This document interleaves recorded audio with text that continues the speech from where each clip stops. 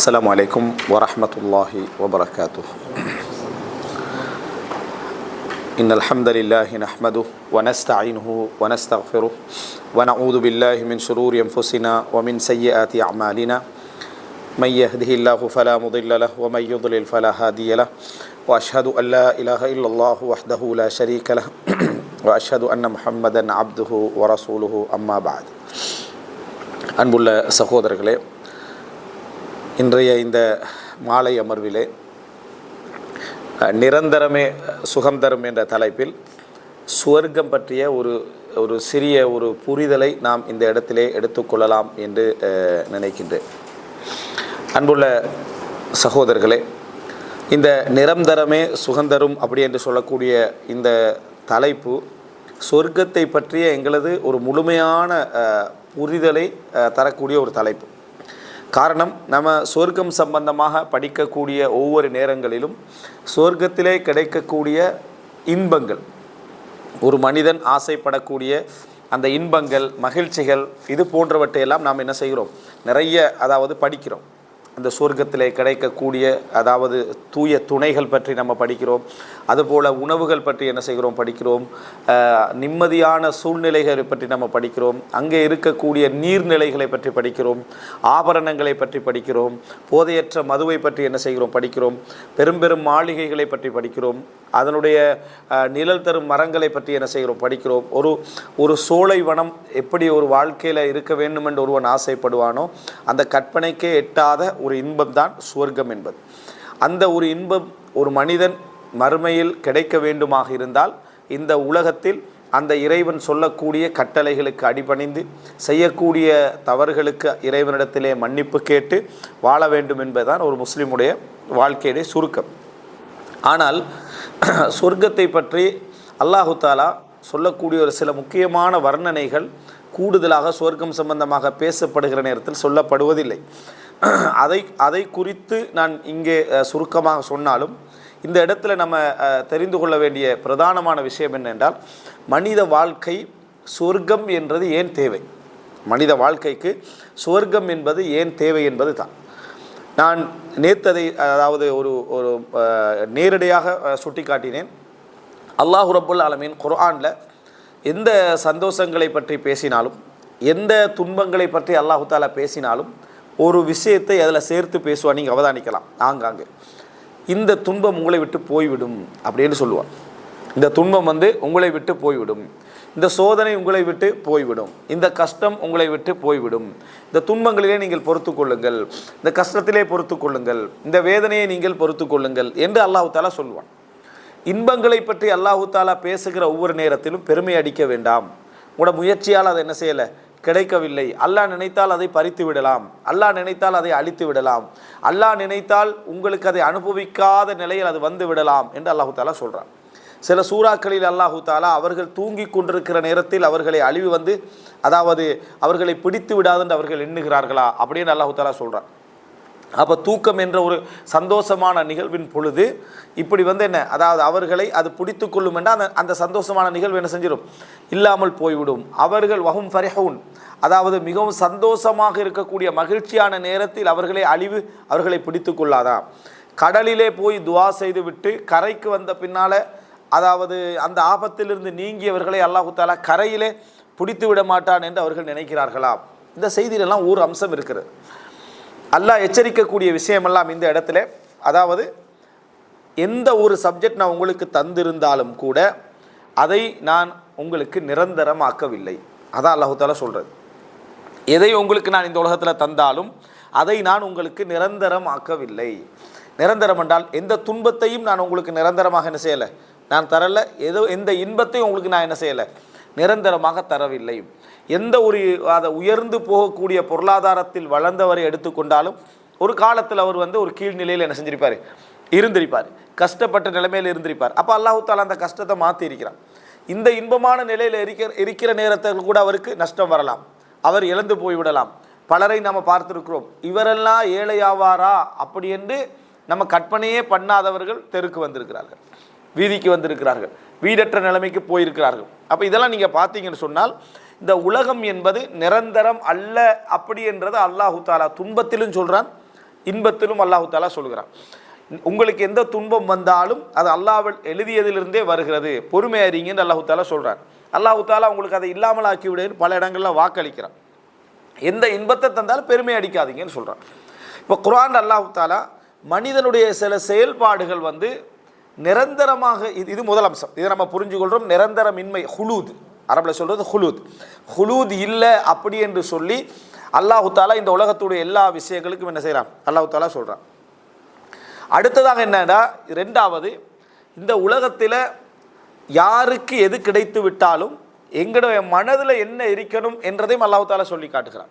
அதாவது யாருக்கு எது கிடைத்து விட்டாலும் சரி, எங்களோட மனசில் என்ன இருக்கணும் அப்படி என்று சொன்னால் அது அவருக்கு நிரந்தரம் இல்லை. இது எப்படி எனக்கு நிரந்தரம் இல்லையோ, ஒருத்தர் பாவத்தில் இருக்கிறவர் நீங்கள் கண்டீங்கன்னா, நான் நன்மையில் இருக்கிறேன் என்று சொன்னால் அந்த பாவம் அவனுக்கு நிரந்தரவும் இல்லை, எனக்கு இந்த நன்மை என்ன நிரந்தரவும் இல்லை. அல்லாஹ் இதை எடுத்து அவருக்கு கொடுத்துட்டு அதை எடுத்து என்ன செய்யலாம், எனக்கு தந்து விடலாம் அப்படி என்று. அதே போல தான் ஒருத்தருக்கு ஆபத்து வருகிறது, கஷ்டம் வருகிறது என்றால், நான் இன்பத்தில் இருக்கிறேன் என்று சொன்னால் அவனுக்கு அது நிரந்தரம் இல்லை, எனக்கு இது நிரந்தரம் இல்லை. எனக்குள்ளதை அவருக்கு கொடுத்துட்டு அல்லாஹ் தஆலா அவருக்குள்ள துன்பத்தை எனக்கு என்ன செஞ்சிடலாம், தந்துடலாம். இது உலகத்தில் கிடைக்கக்கூடிய ஒரு ஆறுதல். இது உலகத்தில் கிடைக்கக்கூடிய மனிதனுக்கு கிடைக்கக்கூடிய ஒரு ஆறுதல். ரசூலுல்லாஹி ஸல்லல்லாஹு அலைஹி வஸல்லம் அவர்களை கொல்ல முயற்சித்த காபிர்களை பற்றி அல்லாஹ் தஆலா சொல்கிற நேரத்தில் அஃப இம்மித்த ஃபஹுமுல் ஹாலிதூன், நீங்கள் மரணித்து விட்டால் அவர்கள் என்ன நிரந்தரமாகவா இருக்க போகிறார்கள் அல்லாஹ் தஆலா கேட்குறான். நீங்கள் மரணித்து விட்டால் அவர்கள் என்ன நிரந்தரமாகவா என்ன இருக்க போகிறார், ஹாலிதூன் என்று அல்லாஹ் தஆலா கேட்குறான். நீங்கள் மரணித்து விட்டாலும் அவர்களும் என்ன மரணிக்க போகின்றவர்கள் தான். இன்னக்க மையத்துன் வ இன்னஹும் மையத்துன், நீங்களும் மரணிப்பீர்கள் அவர்களும் மரணிப்பார்கள் என்று அல்லாஹ் தஆலா சொல்கிறான். அதே போல இதற்கு முன்னால் வந்த எந்த தூதருக்கும் நாம் ஹுல்தை ஆக்கவில்லை என்று அல்லாஹ் தஆலா. ஹுல்தை நாம் என்ன செய்யவில்லை, ஹுல்த் என்றால் நிரந்தரம். அந்த ஹுல்தை இதற்கு முன்னால் வந்த எவருக்குமே நாம் என்ன செய்யவில்லை, ஆக்கவில்லை. அப்படின்னா எல்லாருமே என்ன செஞ்சிருக்கிறாங்க, மரணித்து இருக்கிறார்கள். இது ஒரு மிக முக்கியமான ஒரு ஆறுதல். இந்த உலகத்தில் அடுத்தவருக்கு நடக்கக்கூடிய எந்த ஒரு விஷயம் எனக்கு வரலாம், நிரந்தரம் இல்லை. எனக்குள்ள எந்த விஷயம் அவருக்கு போகலாம், நிரந்தரம் இல்லை. பெருமை வராது, அதே போல் என்ன செய்யாது, கவலை நீடிக்காது, அடுத்தவரை பற்றி நம்ம இழிவாக பார்க்க மாட்டோம் என்றதை எங்களுக்கு ஒரு சிந்தனை வரும்.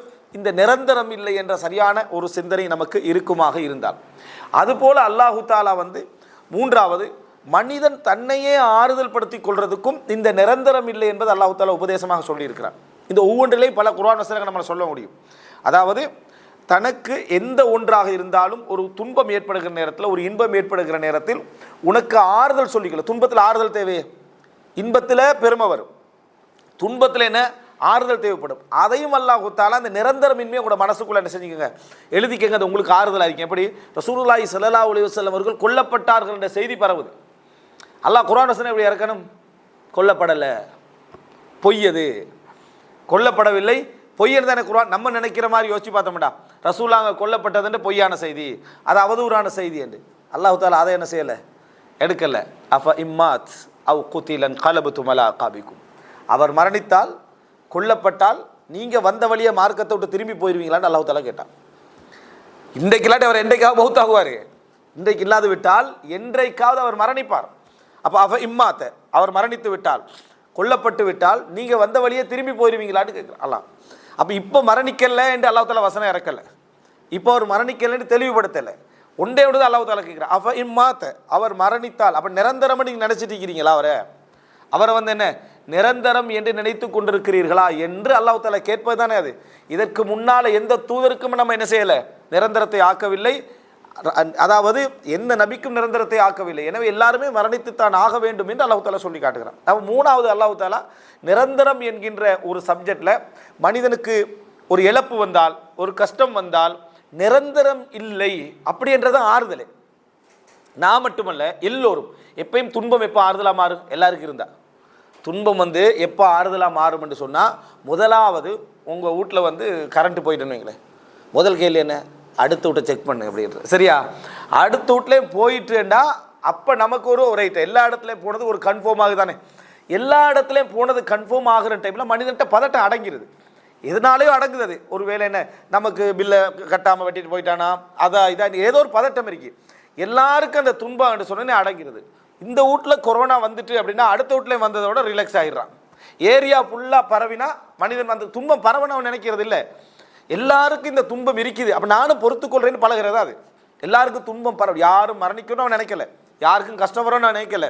ஆனால் எல்லாருக்கும் இருக்கின்றது அவனுக்கு ஒரு ஆறுதலாக என்ன செஞ்சிருது, மாறி விடுகிறது. எந்த ஒரு நீங்கள் துன்பத்தை எடுத்துக்கொண்டாலும் சரி, உங்களுக்கு இன்னொருத்தர் அந்த துன்பத்தில் இருக்கிறார் அப்படி என்று சொன்ன உடனே அது ஆறுதலாயிரு. இப்போ குறிப்பிட்ட ஏஜுக்கு பிறகு நோய்கள் வருது, நம்ம முதல்ல என்ன ஆறுதல், பக்கத்தில் உள்ளவர் அதில் இருக்கிறார்ன்றதான் ஒரு ஆறுதல். இவருக்கு அதுதான், அவருக்கு அதுதான், அவருக்கு அதுதான் ஆறுதல். எல்லாருக்கும் இல்லாத ஒரு நோய் மட்டும் நமக்கு இருக்குன்னு வைங்களேன், ஆறுதல் இல்லாமல் இருக்கு. அதனால் ஒரு உபதேசம் என்னென்னா ஹுல்த், நிரந்தரம் இல்லை என்பது அல்லாஹு தாலா எப்படி உபதேசம் ஆறுதலாக சொல்கிறேன்னா, அடுத்தவருக்கு அது அல்லாஹு தாலா இங்கே நிரந்தரத்தை மட்டுமல்ல அர்த்தத்தில் சொன்னது, ஆனால் அடுத்தவனுக்கும் நிரந்தரம் இல்லை என்பதனால நமக்கும் நிரந்தரம் இல்லை என்பது ஒரு ஆறுதல். அடுத்தவருக்கும் நிரந்தரம் இல்லை என்பதனால நமக்கும் நிரந்தரம் இல்லை என்பது என்ன, ஒரு ஆறுதலாக மாறும். இது அல்லாஹு தாலா சொல்லி காட்டுகிறார். எனவே இந்த உலக வாழ்க்கையில் நம்ம திருப்பி சொல்கிறோம், யாராவது மரணித்த செய்தி கேட்டால் என்ன சொல்கிறோம், இன்னா லில்லாஹி வ இன்னா இலைஹி ராஜிஊன். நாம் அல்லாஹ்வுக்கே இருப்பவர்கள், நான் அல்லாஹ்வின் பக்கமே நாம் என்ன செய்கிறோம், போக இருக்கிறோம். இது எதை சொல்லுது, நிரந்தரமின்மையை தானே சொல்லுது. ஒரு கபரில் நம்ம என்ன செய்கிறோம், ஒரு ஜனாசாவை என்ன செய்கிறோம், அதை அடக்கின ஒரு ஜனாசாவுக்காக நம்ம போகிறோம். அங்கே நம்ம என்ன சொல்கிறோம், வ இன்னா இன்ஷா அல்லாஹ் பிக்கும் லலாஹிகூன், நாங்களும் உங்களோடு சேர இருக்கிறோம். முஸ்லீம் அல்லாத ஒருவருக்கு இந்த வார்த்தையை சொல்கிறது மிச்சம் கஷ்டமானது. நீங்கள் சொல்லுவோம் அபசகுணம்னு சொல்லுவாங்க.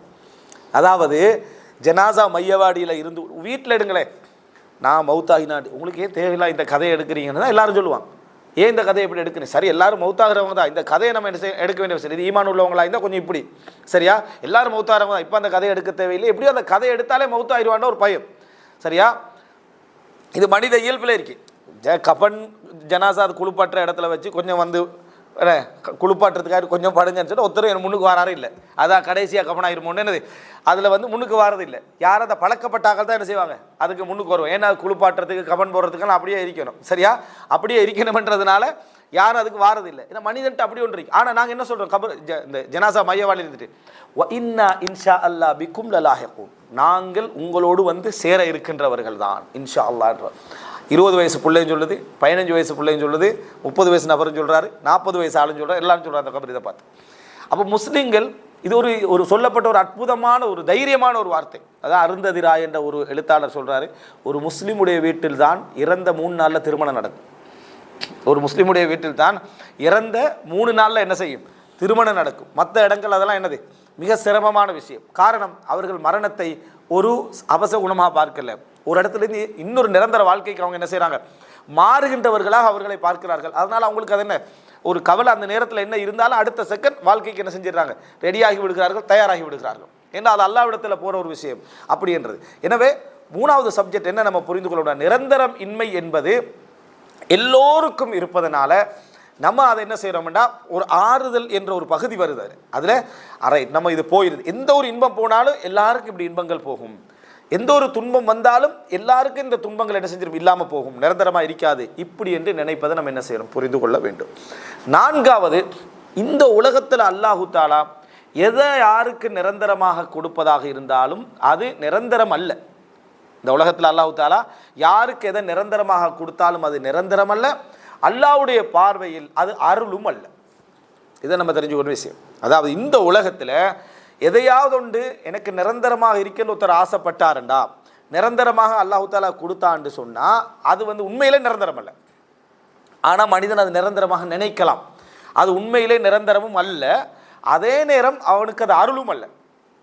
உதாரணமாக இப்லீஸ் அம்திர்னி இலா யௌமி யுபஅஸூன், யா அல்லாஹ் இவர்கள் எழுப்பப்படுகின்ற நாள் வரைக்கும் எனக்கு அவகாசத்தான்ற அல்லாஹு தாலா.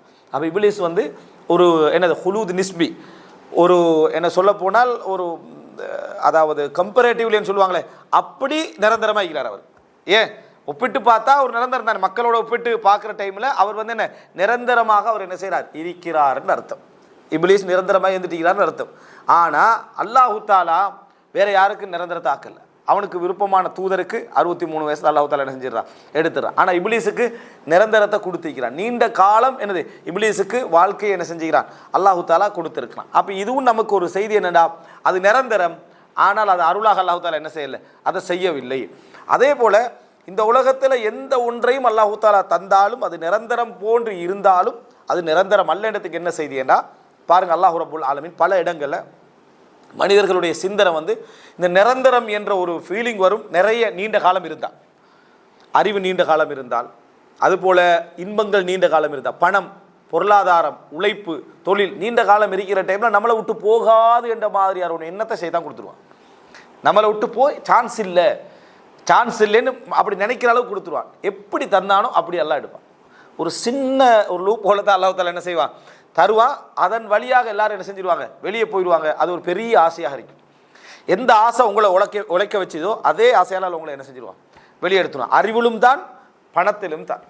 அப்போ இந்த இடத்துல அல்லாஹ் தஆலா குர்ஆனில் சொல்லி காட்டுகிறான், அதாவது யஹ்சபு அன்ன மாலஹு அஹ்லதா. யஹ்சபு அவன் நினைக்கிறான், அன்ன மாலஹு அவனது பொருளாதாரம் அவனை நிரந்தரமாக வைத்திருக்கும் என்று நினைக்கிறான். இப்போ இந்த உலகத்தில் மரணிக்காமல் என்ற பொருளாதாரம் என்னை நிரந்தரமாக வைத்திருக்கும்படி யாராவது நினைக்கிறோமா? அதை அல்லாஹ் தஆலா சொல்ல யாரும் நினைக்கிறது இல்லை. ஒரு காஃபிராக இருந்தாலும் முஸ்லீம் அல்லாதவராக இருந்தாலும் பொருளாதாரம் என்னை மரணிக்க செய்யாமல் என நிரந்தரமாக இந்த உலகத்தில் வச்சிருக்கும்படி யாரும் நினைக்கிறது இல்லை. ஆனால் அவனுடைய செயல்பாடும் அந்த நீண்ட கால தொடர்பும் அவனுடைய செயல்பாடு அப்படி மாற்றிடுது.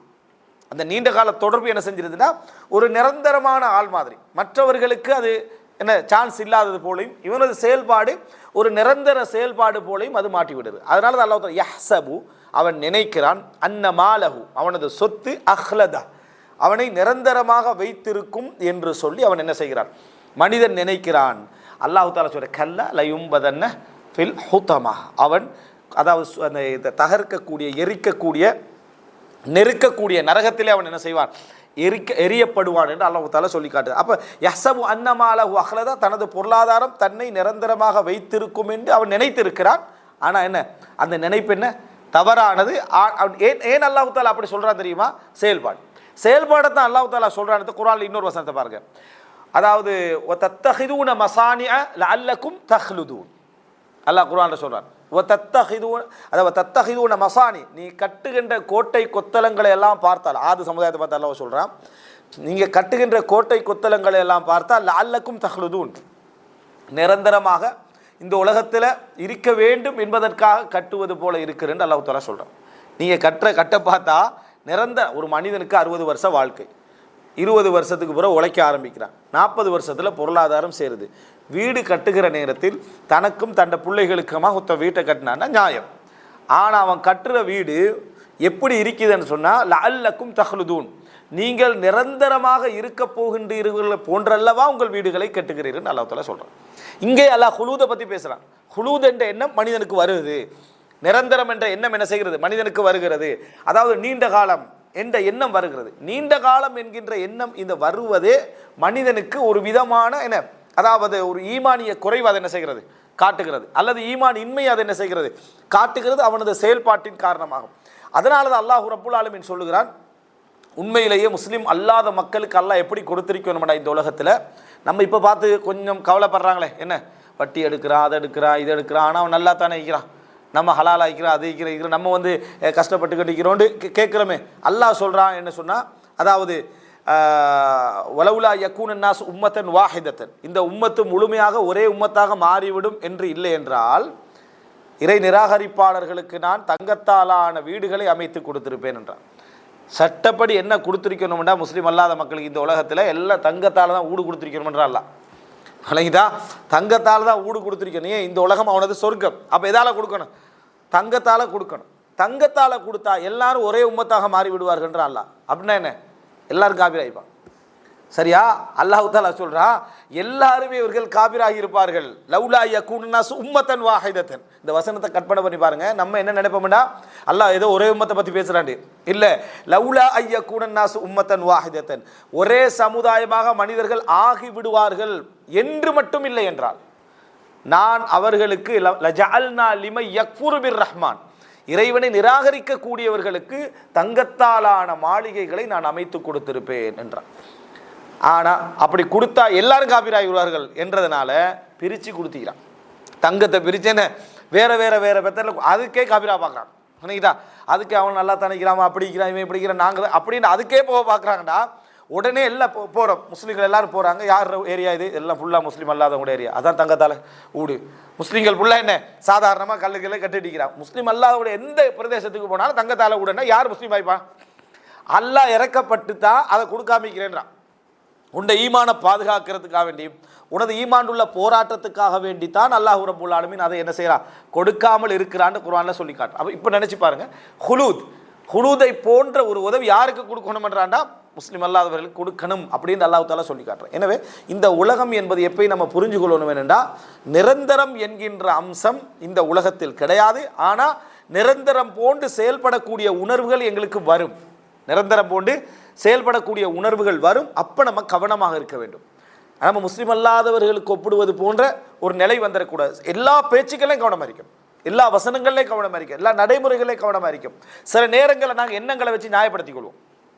நான் உண்மையிலேயே மாகாத அறத், இந்த நோக்கத்தில் நான் செய்யவில்லைன்னு சொல்லுவோம். உண்மையிலே நீங்கள் அந்த நோக்கத்தில் செஞ்சிருக்க மாட்டீங்க. ஆனால் உங்களோட சொல்லப்பட்ட வார்த்தை அந்த நோக்கத்தோடு செஞ்சவனுடைய வார்த்தைக்கு ஒப்பாகுது. அந்த நோக்கத்தோடு யார் செய்தாரோ அவருடைய வார்த்தைக்கு ஒப்பாகுது. நான் இல்லாட்டி இவங்க எப்படி வாழ்ந்திருப்பாங்க அப்படின்னு ஒரு வார்த்தை ஒருத்தர் சொல்கிறார், ஒரு ஹஸ்பண்ட் சொல்கிறார், ஒரு தந்தை சொல்கிறாருன்னு வைங்களேன், அல்லது ஒரு ஒரு விஷயத்தில் பொறுப்பாகிக்கிற ஒருத்தர் சொல்கிறாருன்னு வைங்களேன். இந்த வார்த்தை அவர் எண்ணத்துலேருந்து சொல்லிக்க மாட்டார். அவர் ஏதோ அவருடைய பங்களிப்புக்காக அவர் சொல்லிப்பார், ஒரு தந்தையாக தாயாக சொல்லியிருப்பாங்க. ஆனால் இந்த எண்ணத்தோடு சொன்னால் இது மோசமாக இல்லையா? அவருடைய வார்த்தைக்கு இதை ஒப்பாயிட்டா இல்லையா? அவருடைய வார்த்தைக்கு இது ஒப்பாகிவிட்டது.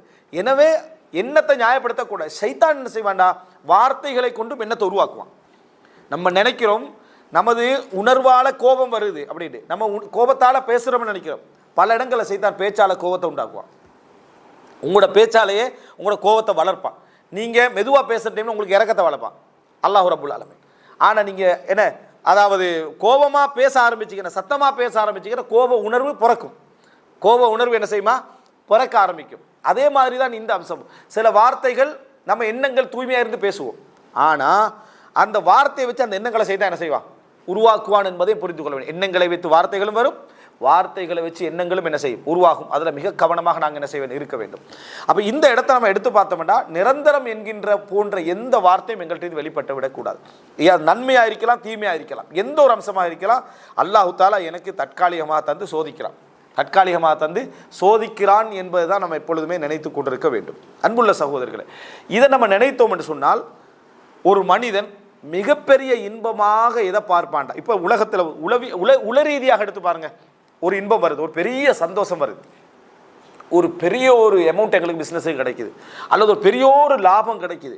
எங்களுக்கு முதலாவது வார கவலை என்ன சொல்லுங்க, போயிருமேன்றதா, இல்லாமல் போயிருமே, குறைஞ்சிருமே, இது இருக்காதே, இது அடுத்தது என்ன, யார் யார் எடுப்பான் இதில், குடும்பத்தில் கொடுக்கக்கூடியவராக இருந்தால் அந்த கவலை என்ன செய்யும், எப்படி வருமெண்டா, கொடுக்கக்கூடியவருக்கு எப்படி கவலை வருமெண்டா, இவருக்கு கொஞ்சம் ஃபஸ்ட்டு கொஞ்சம் குறையக்கூடியது, இவருக்கு முதலாக சொல்லாமல் இருப்போம், அவருக்கு சொல்லாமல் இருப்போம், ஏண்டா எல்லாம் போயிருமன்றதுக்காக வேண்டி. அதனால தான் மனிதனுக்கு இதா மஸ்ஸஹுல் ஹைரு மனு, ஹைரு பொருளாதாரம் கிடச்சிட்டா முதல் வேலை தடுக்கிறது தான், முதல் வேலை தடுப்பது தான் நம்மளது வேலையாக என்ன செய்யும் இருக்கு. யார் யார் வந்துடுவாங்க, யார் யார் சேர்ந்துருவாங்க அப்படின்னு சொல்லி. அப்போ மனிதருக்கு அது வரும். அதனால தான் குர்ஆன் அல்லாஹ் தஆலா சொல்லி காட்டுறான், ஒரு விவசாய அறுவடை செய்யக்கூடியவங்க ஒரே ஏழைகள் வாரது. அதனால் இரவோடு இரவாக அதையெல்லாம் நம்ம என்ன செய்து விடுவோம், அதாவது அறுத்து விடுவோம், எடுத்து நம்ம அண்டைக்கு போய் என்ன செஞ்சுருவோம், அதாவது விளைச்சலை எடுத்து போய்விடுவோம்னு நினச்சாங்க. ஆனால் அவங்க போகிறாங்க, இரவோடு இரவாக அது அழிக்கப்பட்டிருந்தது, இரவோடு இரவாக அது அழிக்கப்பட்டிருந்தது அல்லாஹ் தஆலா சொல்லி காட்டுறான். எனவே மனிதனுக்கு அது அப்படியே முதலாவது வரும். அப்போ மனிதனை முதல் எந்த சந்தோஷம் வந்தாலும் இது நிரந்தரம் இல்லையேன்னு ஒரு கவலை இருக்குது. எந்த ஒரு சந்தோஷம் வந்தாலும் நிரந்தரம் இல்லையே என்ற ஒரு கவலை மனிதனுக்கு என்ன செய்கிறது, எப்பொழுதுமே இருந்து கொண்டிருக்கிறது. எந்த ஒன்று நல்ல அழகான குழந்தைகள் கிடைச்சிருக்கு, இந்த புள்ள எதிர்காலத்தில் எப்படி வருவானோ கவலை என்ன செஞ்சிடும், மனிதனுக்கு வந்துடும். எந்த ஒரு வாழ்க்கை, எந்த ஒரு சந்தோஷம் எது வந்தாலும் அப்படித்தான் நினைக்கிறான். மனிதன் ஆறுதல் அடைகிறது எதுலேண்டா, துன்பம் வந்துடும். அந்த இன்பத்தில் எதை நினச்சி கவலைப்பட்டானோ துன்பத்தில் அதை நினச்சி சந்தோஷப்படுவான். இது நிரந்தரமே இல்லைன்னு தான் கவலைப்பட்டான். துன்பத்தில் என்ன செய்வான்டா, இது நிரந்தரம் இல்லைன்னு என்ன சந்தோஷப்படுறான். சேம் நிரந்தரம் தான், துன்பம் நிலைக்காத என்றோடனே சந்தோஷப்படுறான், இன்பம் நிலைக்காத என்னன்னு கவலை என்ன செய்கிறான், படுகிறான்.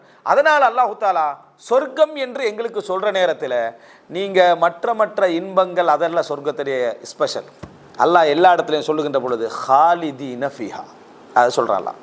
குர்ஆனில் நீங்கள் எந்த குர்ஆன் வசனங்களை சொர்க்கத்தை பற்றி ஓதினாலும் அல்லாஹ் தஆலா என்ன சொல்கிறான்டா, ஹாலிதீன ஃபீஹா அபதா, அதில் அவர்கள் நிரந்தரமாக இருப்பார்கள். இதுதான் வாக்கு.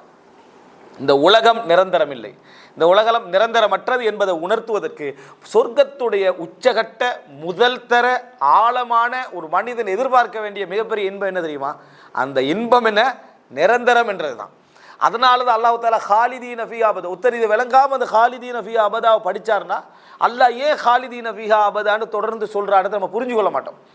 இந்த உலகத்தை நல்ல முறையில் புரிஞ்ச ஒரு ஆள் ஹாலிதீன ஃபீஹா அபதா, அவர்கள் அதில் நிரந்தரமாக இருந்து கொண்டிருப்பார்கள். நம்ம சம்பவம் பார்த்தோமே, கடைசி அந்த சொர்க்கத்துக்குள்ள அனுப்பினவர்கள்ட்ட அல்லாஹ் என்ன கேட்பான்?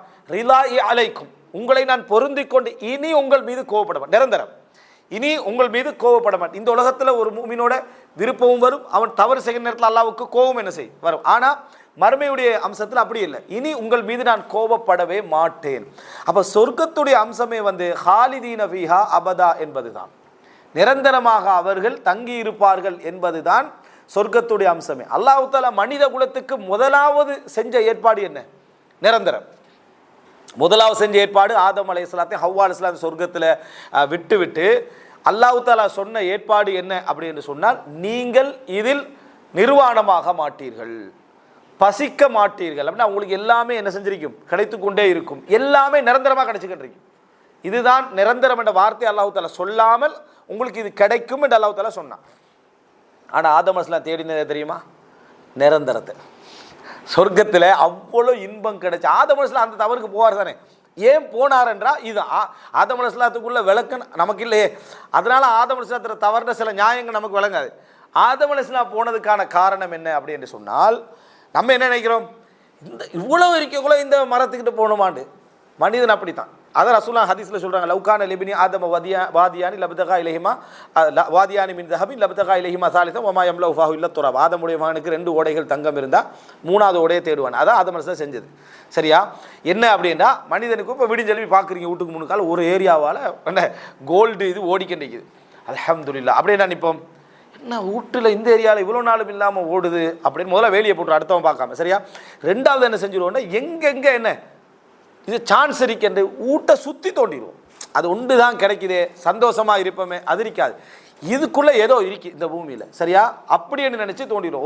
ஒரு வீட்டில் ஒரு ஊரில் கல் பட்டுச்சு, அந்த ஏரியாவில் 10-20 வீடுகள் உடைச்சிட்டான். என்னடான்னா, நம்ம வீட்டுக்கு கிடைக்காத பாட்டியெல்லாம், ஊடு இல்லாத போன பாட்டியெல்லாம் இருக்குது. எதுக்கும் தோண்டு வந்தால் வரட்டும் என்னென்ன தோண்டி ஊட்ட உடைச்ச பாட்டியும் இருக்கு. என்ன ஒரு ஏரியாவில் கல் கிடச்சிட்டு அப்படின்றதால கீழே மனிதன்ட்ட அந்த இயல்பு இருக்கு.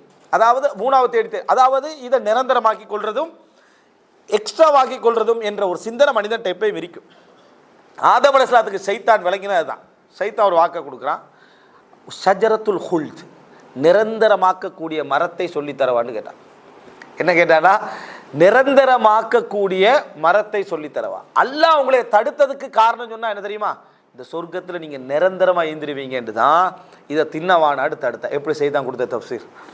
சைத்தானுக்கு என்ன ஒரு விளக்கம் இருந்திருந்தா, ஹுல்த கொண்டு போய் ஆதம் அலைஹிஸ்ஸலாத்தோட என்ன செய்யறா சம்மந்தப்படுத்துறா, நிரந்தரத்தை.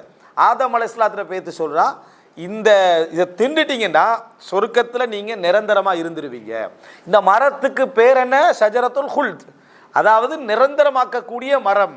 உங்களுக்கு நிரந்தரத்தை தரக்கூடிய ஒரு மரத்தை சொல்லவான்னு ஆதம் அலைஹிஸ்ஸலாத்தை சொல். ஆதம் அலைஹிஸ்ஸலாம் ஆசைப்பட்ட இப்போ நியாயம் தானே. ஆதம் அலைஹிஸ்ஸலாம் பெர்மனன்ட் ஆகிக்கல ட்ரை பண்ணது, நல்ல இன்பம், எல்லாமே உச்சகட்ட இன்பம். இப்போ எல்லாமே தந்துட்டு ஒரு நியூஸ் உங்களுக்கு கிடைக்கிது, இப்படி தான் ஒரு இடம் ஒன்று இருக்குது, அங்கே போய் சைனை பண்ணிட்டீங்கன்னா ஃபுல்லாக பெர்மனெண்ட் ஆகிருமெண்டா முதல் வருஷம் நம்ம அங்கே தான் நிற்போம்.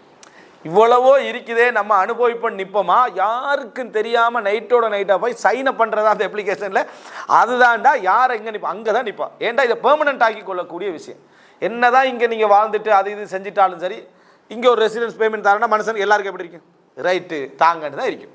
ஏன்னா மனிதன் இயற்கை, எந்த ஒரு மனிதனாக இருந்தாலும் மனிதன் என்ன, அது ஒரு இயற்கையான சிந்தனை. இது உலகத்துக்கு தவறல்ல, பாவம் இல்லாத வரைக்கும் அல்லாஹ்வுக்கு முரண்படாத வரைக்கும் மார்க்கத்துக்கு என்ன அது தவறில்லை. ஆனால் இந்த உலகம் அதுவும் நிரந்தரமாக, எந்த இன்பமாக இருந்தாலும் நிரந்தரம் என்றது மனிதனுக்கு என்ன இல்லை. அப்போ என்னவே எந்த இன்பம் கிடைச்சாலும் அதை முழுசாக கிடைக்கணும், கடைசி வரைக்கும் என்ன செய்யணும், அது கிடைக்கணும் என்றது மனிதனுடைய இயற்கையோடு உள்ள விஷயம். அது இந்த உலகத்துக்கு இல்லை. சொர்க்கம் அந்த வாக்கு. எனவே நீங்கள் குர்ஆனில் எந்த இடத்தையும் நீங்கள் ஓதுற டைமில் அல்லாஹ்வை புகழ்ந்து விடணும். ரப்பி இப்படி சொர்க்கத்தை வர்ணிச்சுக்கிறான், ஹாலிதீன ஃபீஹா என்று சொல்லிட்டு அதிலே நிரந்தரமாக இருப்பார்கள் என்று சொல்லிட்டு அது மட்டும் சொல்றதில்ல, அபதன், இன்னும், அதாவது என்றென்றைக்கும் நிரந்தரமாக இருப்பார்கள்.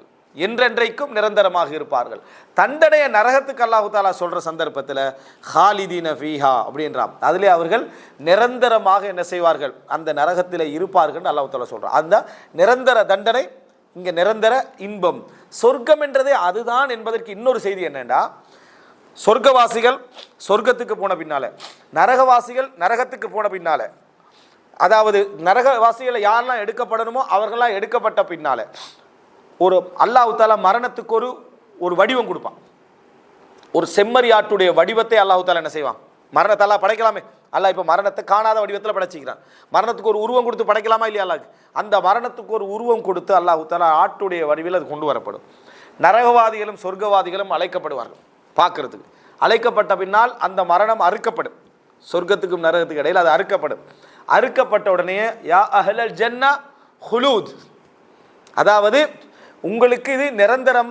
நரகவாதியிலே உங்களுக்கு இது என்ன, இனி நிரந்தரம், மரணம் கிடையாது, இனி மரணம் கிடையாது அப்படி என்று சொல்லப்படும் என்ற ஒரு இதை நம்ம என்ன செய்கிறோம் பார்க்கிறோம். அப்போ சொர்க்கம்னா என்ன? ஹுலூத், நிரந்தரம். நீங்கள் எந்த இன்பத்தை அனுபவிக்கக்குள்ள உங்களோட உள்ளத்தில் என்ன இருக்காது, இது என்ன விட்டு போயிருமென்று இருக்காது. எந்த மகிழ்ச்சியை சொர்க்கத்தில் நீங்கள் அனுபவிக்கிற டைமில் இது என்ன விட்டு போயிருமென்று இருக்காது. எல்லாமே எப்பொழுதும் எந்த நேரமும் எனக்கு நிரந்தரமாக கிடைத்து கொண்டிருக்கும். நிரந்தரம் தான் சுதந்திரம், அதாவது மனதிற்கு சுதந்திரம் என்றதுக்கு இது ஒரு பெரிய செய்தி. அதனால அல்லாஹ் தஆலா சொர்க்கத்தை ஹுலூத் என்ற பகுதியில் என்ன செய்திருக்கிறான், வைத்திருக்கிறான் என்பதை நம்ம புரிந்து கொள்ள வேண்டும். அன்புள்ள சகோதரர்களே, அதாவது இந்த சொர்க்கம் என்ற பகுதிக்குள்ள நிரந்தரத்தை அல்லாஹ் தஆலா எமக்கு வைத்திருக்கிறான் என்பது போல நம்ம இது ஒரு பகுதி. சொர்க்கத்தில் நம்ம சில விஷயங்களை அந்த புரிந்து கொள்ளாத சில ஓரங்கள் இருக்கு சொர்க்கத்தில். இந்த சொர்க்கத்தை பொறுத்த வரைக்கும் நம்ம சொர்க்கத்தில் இருக்கக்கூடிய நேரத்தில் மனிதனுக்கு அல்லாஹ் தஆலா சொர்க்கத்தை இன்பமாக வச்சதுல இன்னொரு பகுதினா, சொர்க்கத்துடைய பொது இயல்புல ஒன்று என்னென்னா, சொர்க்கம் எப்பொழுதுமே வேகமாக இருக்கும். சொர்க்கம் என்ன செய்யும்? எப்பொழுதும் வேகமாக இருக்கும். நீங்கள் என்ன எதிர்பார்த்தாலும் வேகமாக இருக்கும். எதிர்பார்ப்புகள் என்பது வேதனை. எப்போதுமே உலகத்தில் எதிர்பார்ப்புன்றது என்ன? இன்பமான நிமிடங்கள் என்றாலும் அது துன்பம் கலந்த நிமிடங்கள். அது இன்பமான நிமிடங்கள் என்றாலும் ஒரு இன்பத்தை எதிர்பார்த்து இருக்கக்கூடிய அந்த எதிர்பார்ப்புகள் இன்பமான நிமிடங்கள் தான். ஆனால் அந்த எதிர்பார்ப்பு வேதனை. அந்த எதிர்பார்ப்பு வேதனை என்பதை நம்ம உண்டை எதிர்பார்த்துட்டோம்னா டைம் என்ன செய்யும்? போகாத மாதிரியே இருக்குதா இல்லையா? உண்டை எதிர்பார்த்துட்டோம்னா டைம் போகாத மாதிரியே இருக்கும். உண்டை எதிர்பார்க்கலைன்னா வேகமாக என்ன செஞ்சிடும் அந்த டைம் எப்படி தான் போகணுன்னு தெரியல. நம்ம இருக்கக்கூடியது இன்பமாக இருந்தால் டைம் வேகமாக போயிடும். நம்ம இருக்கக்கூடிய துன்பமாக இருந்தால் டைம் தாமதமாக போகும். சிந்தனை மனிதனுடைய ஒரு இயல்பான சிந்தனை. அப்போ சொர்க்கம் அல்லாஹ் தஆலா இன்பத்தில் வேகத்தை என்ன செஞ்சுக்கிறான், வைத்திருக்கிறான், நிரந்தரமாக வச்சுக்கிறான். நினச்சி பாருங்க, வேகமாக போன உடனேயே நாள் போனதே தெரியல. நம்ம இந்த இன்பத்தை அனுபவிச்சு விட்டு இந்த நாள் போனதே தெரியல, நான் இருந்ததே தெரியல, இந்த வந்ததே தெரியல, இந்த வார்த்தை நம்ம என்ன செய்வோம் சொல்லுவோம். நம்ம அந்த இன்பம் நம்ம இருக்கிறதால அவசரமாக போயிருமோன்ற எண்ணத்தால் அது வேகமாக போகிற மாதிரி நமக்கு தோணுது. ஆனால் சொர்க்கம் என்ன செய்யும்டா, வேகமாகவும் போகும், நிரந்தரமாகவும் இருக்கும். வேகமாகவும் போகும், நிரந்தரமாகவும் இருக்கும். இது ரெண்டும் கலந்துருக்கும். இது சொர்க்கத்துடைய உச்சகட்டமான ஒரு இது. அதனால நம்ம ஹதீஸ் பார்க்குறோமே, வேகம் என்றா என்ன? நீங்கள் எது நினைச்சாலும் வேகமாக நடக்கும். எதிர்பார்ப்புன்ற வேதனை சொர்க்கத்தில் இல்லை. அதே நேரம் நிரந்தரமாக நடப்பது உங்களுக்கு அந்த வேகமாக நடப்பது நிரந்தரமாக இருந்து கொண்டிருக்கும். ஒரு மனிதர், நம்ம படித்த ஹதீஸ் தான், அதாவது அல்லாஹ்விடத்தில் அவருக்கு ஒரு விவசாயம் செய்ய ஆசை. அவருக்கு விவசாயம் செய்யணும். உலகத்தில் சில ஆசைகளுக்கு பழக்கப்பட்டவர் மறுமையில் கேட்பாங்களா இல்லையா? அப்போ விவசாயம் செய்யணும்னு அவர் ஆசைப்படுறார். இப்போ அல்லாஹ் தஆலா கேட்பான், ஆதமுடைய மகனே, உனக்கு அதில் தேவையில்லாமல் நான் இந்த சொர்க்கத்தில் ஆக்கவில்லையான்னு சொல்லி அல்லாஹ் தஆலா கேட்பான். இல்லை, அப்படி இருந்தால் நான் விவசாயம் செய்யணும். அதான் மனிதனுடைய ஆசை. அப்படி தான் மனிதனுடைய ஆசை என்ன செய்யும்னா, எது கிடைச்சாலும் நல்ல வசதியாக கிடைச்சா என்டிக்குன்னு சொல்லி போய் ஓலை வீட்டில் சாப்பிட்டு நிற்கிறது. விளங்கிட்டா? ஓலை வீட்டில் இருக்கணும், நல்ல வசதியாக வீடு கிடைக்காதான்னு கவலைப்படுறேன். பாருங்கள், இப்போ உங்களுக்கு சட்டியில் சோறுன்னு ஓடி போய்த்துறோம். சட்டி அதுதானே பெஸ்ட்டுக்கு இருந்துச்சு, சரியா? அது வீட்டில் இருந்துச்சு, அதெல்லாம் தூக்கி போட்டு எவர் சிறுவரெல்லாம் எடுத்துட்டு சட்டியில் சோறுன்னு வர போயிடுறது. வாழையில சோறுன்னு அதுக்கு போயிடுறது, சரியா? மெட்ராஸில் இப்படி ஒரு கடையை திறந்துக்கிறான், பழைய காலத்து சாப்பாடு தராங்கன்னா அதுக்கு போயிடுது. இது மனிதனுடைய இயற்கை. அதில் இருந்தால் இது கோடி வந்துடுறது, இதுல இருந்தால் அது கோடி போயிடுறது. மனிதனுடைய இயற்கையான ஒரு நிகழ்வு. சொர்க்கத்தில் இருந்துட்டு என்ன கேட்குறான்னா, விவசாயம் செய்யணும் அப்படின்னு. இப்போ அல்லாஹ் தஆலா உனக்கு என்ன தேவையில்லாமல் ஆக்கலையாண்டி, இல்லை எனக்கு விவசாயம் செய்யணும். அல்லாஹ் விரும்பினா அனுமதி. அவர் விதைகள் எடுத்து தூவுவார். சொர்க்கம் என்ன? வேகம். அதுதான் அந்த ஹதீஸ் ஆதாரம். சொர்க்கம் வேகமாக இருக்கு. விதைகளை தூவிட்டு வெயிட் பண்ணிட்டு தேவையில்லாம், உடனே மரங்கள் என்ன செஞ்சுட்டு மிக வேகமாக அந்த கதிர்கள்லாம் சொர்க்கத்தில் வந்துடுது. அது பெரிய அளவில் உயர்ந்து வளர்ந்து முழுமையான நிலைமை இருக்கிறது. அதை பார்த்து ஆச்சரியப்பட்டு நிற்கிறார் அந்த மனிதர். ஏன்னா போட்ட வேகத்தில் அவர் உலகத்தில் நினச்ச மாதிரி ஒரு இதை பார்த்தார். இது வேகமாக நடந்தோடனே அதுக்கு அவர் பார்த்து ஆச்சரியப்பட்டு நிற்கிறார். அப்போ அல்லாஹ் தஆலா, ஆதமுடைய மகனே, லா யுஷ்பிஉக ஷை, உன்னை எந்த ஒன்றும் திருப்திப்படுத்த முடியாது. உன்னை சொர்க்கத்தில் தான் இருக்கிறாய், எந்த ஒன்றும் உன்னை திருப்திப்படுத்த முடியாது அப்படின்னு அல்லாஹ் தாலா சொல்லுவான். இந்த செய்தியை சொன்ன உடனேயே பக்கத்தில் அன்சார்கள் அந்த கிராமப்புறவாசிகள் வைக்கிறான். கிராமப்புறவாசிகளுக்கு இது அல்லாட்ட கொஞ்சம் போட்டி போட்ட மாதிரியான ஒரு உணர்வு வந்துட்டு, அப்போ அந்த இல்லை அங்கே உள்ள மக்களுக்கு அப்போ உடனே இந்த கிராமப்புறவாசிகள் என்ன சொல்கிறாங்க, இது அன்சார்களாக தான் இருக்கும், ஏன்னா அன்சார்கள் தான் விவசாயிகள். இந்த மாதிரி கேள்வி கேட்டதுன்னு அன்சார்களாக தான், அன்சார்கள் தான் விவசாயிகள் அப்படி என்று சொல்லி அவங்க சொன்னோன்னே ரசூலாங்க சிரித்தார்கள்னு வருது. ரசூல் ஸல்லல்லாஹு அலைஹி வஸல்லம் அவர்கள் சிரித்தார்கள்னு வருது. இந்த செய்தி பெரிய ஒரு ஆதாரம் சொர்க்கம் வேகம் நிரந்தரம் என்று வைக்க, உனக்கு எந்த ஒன்றுமே திருப்திப்படுத்த முடியாது என்பது ஒரு ஆதாரம். அல்லாஹ் சொர்க்கத்தில் மனிதன் இன்னும் வேண்டும் என்ற ஆசையை அப்படியே வச்சுக்கிறான். அப்போ தான் அவனுக்கு அனுபவிக்கலாம். மனிதனுக்கு இந்த உலகத்தில் இன்னும் வேண்டும் என்ற ஆசை அல்லாஹ் தஆலா வைத்திருப்பதனால தான் நாமும் சந்தோஷமாக இருக்கிறோம், அடுத்தவர்களும் சந்தோஷமாக இருக்கிறார்கள். பேராசைப்படாமல் இருக்க வேண்டும் என்ற வரையறை தான் நீங்கள் எங்களுக்கு சொல்லப்பட்டிருக்கு. அந்த உணர்வு அல்லாஹ் சொர்க்கத்தில் எடுக்க மாட்டான். இந்த உலகத்தை விட அது சொர்க்கத்தில் தேவை, இந்த உலகத்தை விட அது சொர்க்கத்தில் தேவை. அதனால லா யுஷ்பிஉக ஷை, உன்னை எந்த ஒன்றும் திருப்திப்படுத்தாது என்ற வார்த்தை என்ன செய்கிறாரு, அதான் என்ற வார்த்தை அல்லாஹ்வால் அவருக்கு என்ன செய்யப்படும், சொல்லப்படும் என்று வருது. அப்போ அந்த வேகம் நிரந்தரமாக இருக்கும். வேகமும் என்ன செய் பாருங்க, ஒரு மனிதன் வேகமாக கடக்கிற டைம்ல எல்லாரும் சொல்லக்கூடிய வார்த்தை தான் அவசரமாக முடிஞ்சிட்டு, அவசரமாக அதாவது இல்லாமல் போயிட்டு என்று எல்லாருமே சொல்லுவோம்.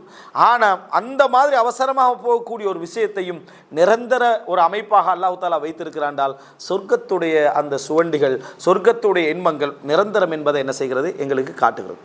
சொர்க்கத்தில் நீங்கள் இன்னொரு விஷயத்தையும் நம்ம சொர்க்கத்துடைய அந்த இயல்பில் என்ன புரிஞ்சு கொள்ளணும் அப்படி என்றால், சொர்க்கம் என்பதை அல்லாஹ் தஆலா இங்கேயும் அங்கேயும் ஒரு நிரந்தரம் என்பதற்கான ஒரு உதாரணமாக அல்லாஹ் தஆலா வைத்திருக்கிறார். அது எப்படின்னா, இந்த உலகத்தில் ஒரு மனிதன் என்ன மாதிரியான ஒரு கற்பனையில் இந்த உலகத்தில் தண்ட விஷயங்களெல்லாம் உருவாக்கிட்டு போகிறானோ, மனிதன் கற்பனையில் தானே, மனிதனுடைய வாழ்க்கை என்பது கற்பனை, அது எல்லாரும் உணர்ந்த ஒரு விஷயம். கற்பனை என்ன, இப்போ நம்ம இருக்கக்கூடிய இந்த செகண்ட் மட்டும்தான் நம்ம லைவாக ஃபிசிக்கலாக பார்த்து கண்டிக்கிறது, மற்ற எல்லாம் ஜூம் லைவ் தான், மனசை பார்த்துட்டிக்கிற எல்லாமே.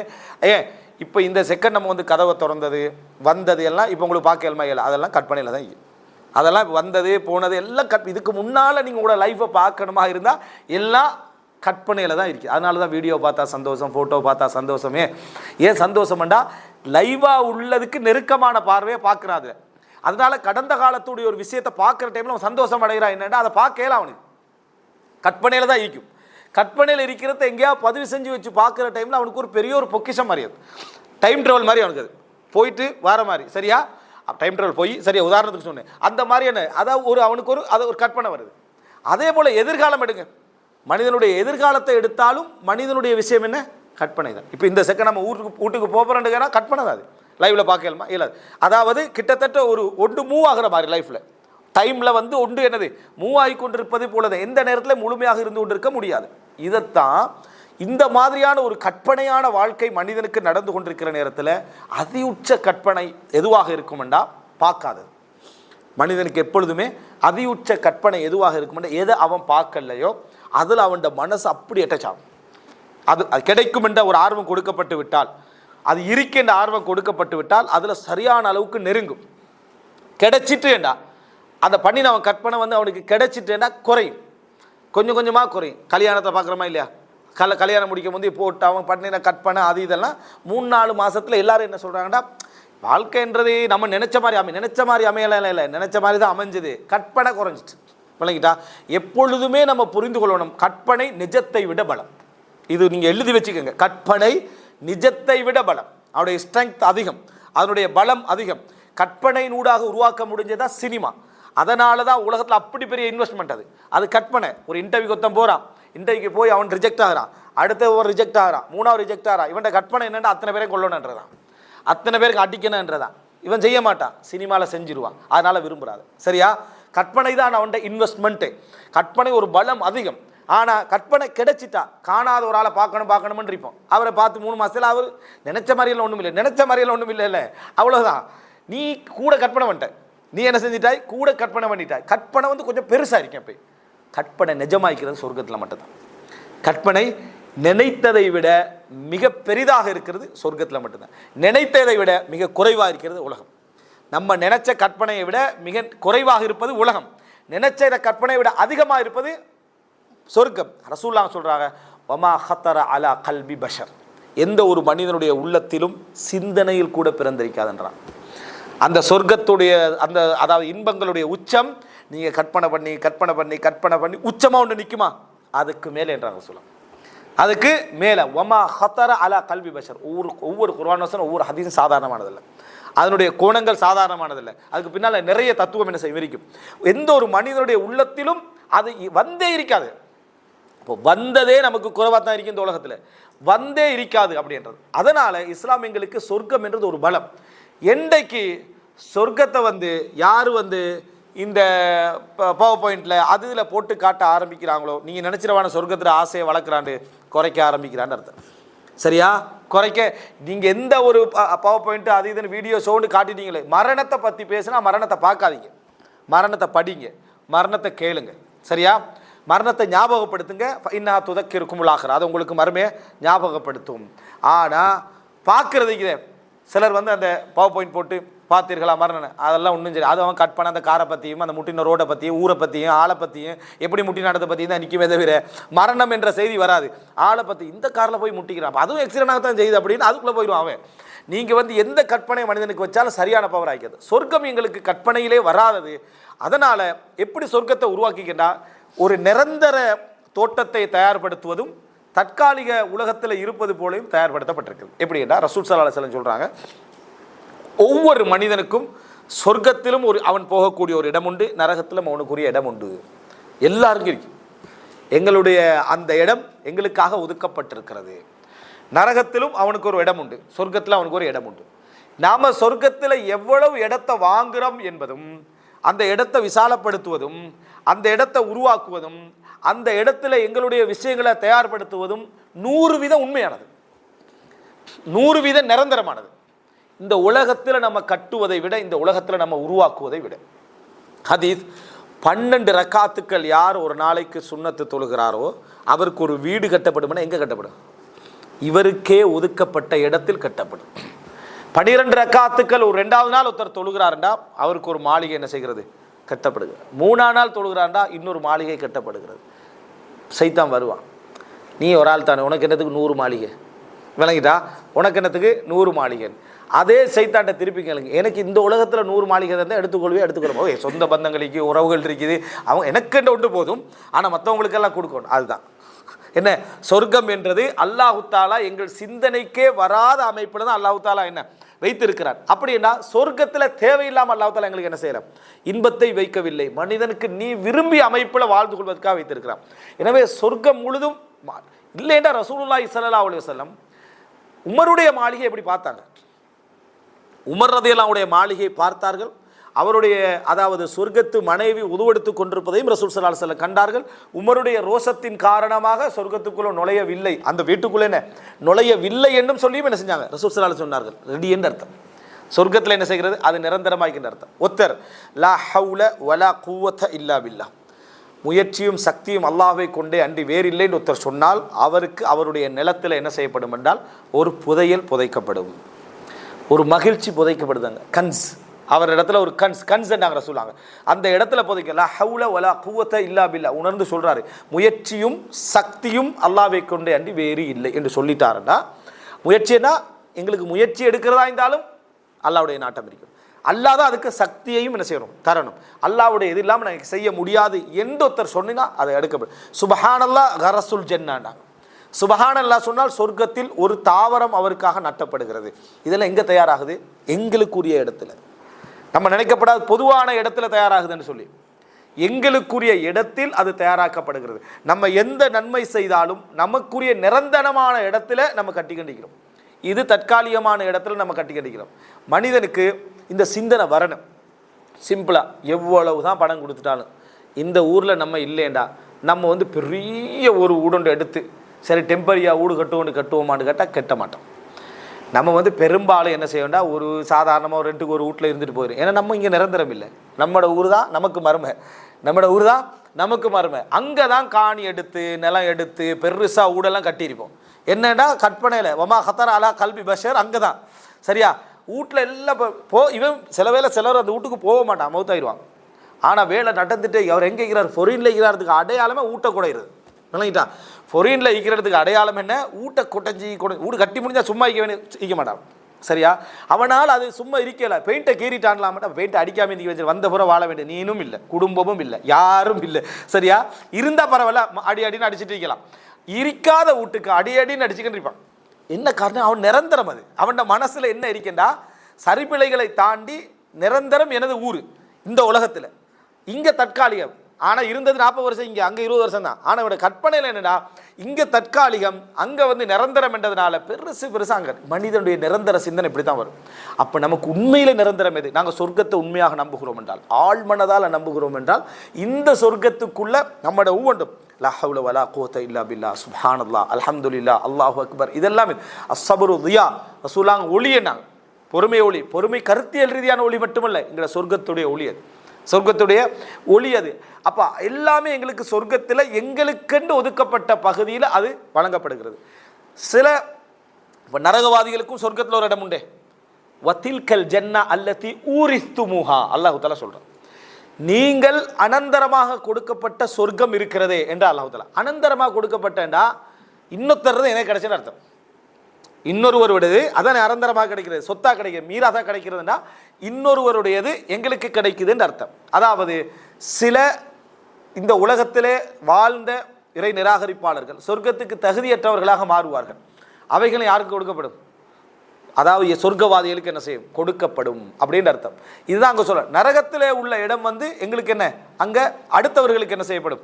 கொடுக்கப்படும். இது ஹதீஸ்களில் குர்ஆன் வசனங்களை நம்ம பார்க்கறது. மீராதாக அல்லாஹு தஆலா என்ன செய்யற சொல்லி காட்டுகிறான். எனவே இந்த உலகத்துடைய மீராத்தை விட மறுமையுடைய மீராத் என்ன மிகவும் சிறந்தது. இந்த அடிப்படையில் நீங்கள் பார்த்தீங்க அப்படின்னு சொன்னால், இந்த நிரந்தரம் என்கிற சப்ஜெக்ட், சொர்க்கம் என்பது எல்லா வகையிலும் எங்களுக்கு நிரந்தரமான ஒரு கட்டுமானம், நிரந்தரமான இடம் என்ற அடிப்படையில் தான் இது எங்களுக்கு சொல்லப்படுகிறது. இந்த பகுதி எங்களுக்கு சொல்லப்பட்டிருக்கிறது. இந்த அடிப்படையில் நம்ம யோசிச்சோம்னு சொன்னால், அல்லாஹு ரப்புல் ஆலமீன் இந்த உலகத்தில் எந்த ஒன்றுக்கும் நிரந்தரத்தை ஆக்கவில்லை. முதலாவது நம்ம பதிய வைத்துக் கொள்ள வேண்டும், எந்த ஒன்றுக்கும் நிரந்தரத்தை ஆக்கவில்லை. இந்த உலகத்தில் நிரந்தரமின்மை என்பது ஆறுதல். இந்த உலகத்தில் நிரந்தரம் இன்மை என்பது எங்களுடைய மகிழ்ச்சியையும் எங்களது துன்பத்தையும் கட்டுப்படுத்தக்கூடிய ஒரு உபகரணம். இந்த உலகத்தில் எது ஒன்று நிரந்தரமாக வழங்கப்பட்டாலும் அது அருள் அல்ல, அது அருள் அல்ல. இந்த உலகத்தில் நிரந்தரமாக வழங்கப்பட்டது போல சில விஷயங்கள் இருக்கும். அந்த செயல்பாடு எங்களது ஈமானற்ற செயல்பாடுடைய விளைவு. அது சொர்க்கம் எங்களுக்கு வழங்கப்படுவதற்கான காரணமே அது நிரந்தரம் என்பதுதான். அது ஹுலூத், அது நிரந்தரம் என்பதுதான். சொர்க்கத்துடைய ஸ்பெஷலிட்டியே அது நிரந்தரம் என்பதுதான். எந்த ஒரு இன்பமும் சொர்க்கத்தில் கவலையே படாமல் நிரந்தரமாக கிடைக்கப் போகிறது. முதல் காலடி அதில் போகிறது மட்டும்தான். அதுக்குள்ள நுழைந்து விட்டால் அது நிரந்தரம் என்பது அர்த்தம். சொர்க்கம் என்பது நிரந்தரம் என்பதற்கான அடையாளம் என்பதையும் நம்ம புரிந்து கொள்ள வேண்டும். அந்த அடிப்படையில் இந்த ரமதானுடைய காலங்கள் நிறைய எங்களுக்கென்று ஒதுக்கப்பட்ட அந்த சொர்க்கத்திலே அல்லாஹு தஆலா அதை நசீபாக்கி வைக்கணும். அல்லாஹ் எல்லோருக்கும் கபூலாக்கணும். மனிதர்களாக இருந்து கொண்டு நாம் பாவங்களோடும் கஷ்டங்களோடும் சிரமங்களோடும் சைத்தானோட போராடி கண்டு எவ்வளோ பாவங்கள் இருந்தாலும் அல்லாஹ்வுடைய முகத்துக்காக பல விஷயங்கள் நம்ம என்ன செய்கிறோம். அல்லாஹ்வை நினச்சி பல விஷயங்கள் செய்கிறோம். சில பொழுதுகளில் சைத்தானுடைய வலைகளை நம்ம என்ன செஞ்சிடறோம், விழுந்துடுறோம். அல்லாஹ்வுடைய ரஹ்மத்தின் காரணமாக திருப்பி நம்ம மீட்டப்படுகிறோம். அல்லாஹ்ட்ட அழுகிறோம், கண்ணீர் வடிக்கிறோம். திருப்பி சைத்தானுடைய வலைகள் என்ன செய்கிறோம், விழுகிறோம். அல்லாஹு தஆலா இரக்கம் உள்ளவன், அல்லாஹு தஆலா கருணை உள்ளவன். லா தக்னது ரஹ்மத்தில்லா, அல்லாஹ்வுடைய ரஹ்மத்தில் என்றைக்கும் நம்ம நம்பிக்கை இழக்கக்கூடாது. அல்லாஹு தஆலா மன்னிப்பை ஆக்கியதே அந்த ஷைத்தான் நம்மளை வழிகெடுப்பான் என்பதற்காக திரும்பி என்ன செய்ய, தௌபா செஞ்சு வாங்க என்பதான். என்றைக்கும் தௌபாக்களை விடாமல், இஸ்திக்ஃபாரை விடாமல் அல்லாஹ்வின் பக்கம் திரும்பிக் கொண்டே இந்த ரமதானில் நம்ம இருப்போமாக இருந்தால் ஒரு அற்புதமான மாதத்தில் நம்ம இருந்து கொண்டிருக்கிறோம். தனிமையில் அந்த வணக்க வழிபாடுகளில் கூடுதலாக ஈடுபட்டு, தான தர்மங்கள் ஈடுபட்டு, மற்றவர்களுக்கு கொடுத்து ஈந்து குடும்ப உறவுகளை பார்த்து அல்லாஹ்வுடைய கருணையை பெற்றுக்கொள்ளக்கூடிய மக்களாக அல்லாஹ் ரப்புல் ஆலமீன் எம் அனைவரையும் ஆக்கியருள் புரிவானாக. ஹாதா மா இந்தி வல் இல்மு இந்தல்லாஹ் வ அகூலு கௌலி ஹாதா வ அஸ்தக்ஃபிருல்லாஹ் லி வ லக்கும். வஸ்ஸலாமு அலைக்கும் வரஹ்மத்துல்லாஹி வபரகாத்துஹு.